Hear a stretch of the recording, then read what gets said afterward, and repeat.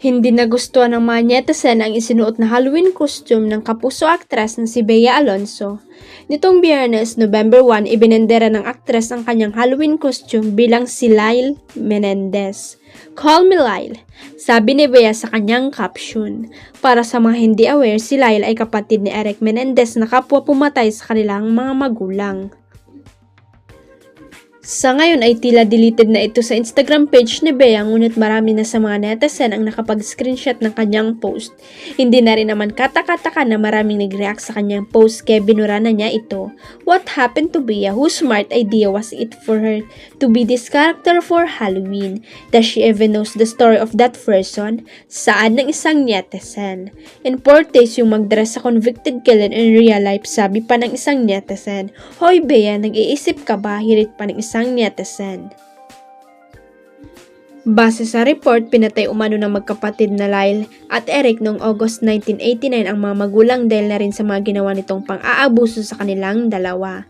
Dahil rito ay nakumbik ang dalawang first-degree murder at hinatulan ng habang buhay na pagkakakulong. Ilang beses na rin na-feature ang dalawa sa mga documentaries at TV series gaya na lang sa season 2 ng anthology series na Monsters sa Netflix. Rumampas sa kauna-unahang pagkakataon sa nakaraang Paris Fashion Week si Maymay Entrata. Muse si Maymay sa dalawang fashion event, isa para sa Filipino designer na si Leo Almodal at sa Vietnamese designer na si Pan Huy. Nakapanayam ng Pep.ph si Maymay sa 6th Star Awards for Music na ginanap sa RCBC Plaza sa Makati City noong October 27, 2024. Dito nagkwento ang kapamilya actress tungkol sa kanyang debut sa Paris Fashion Week.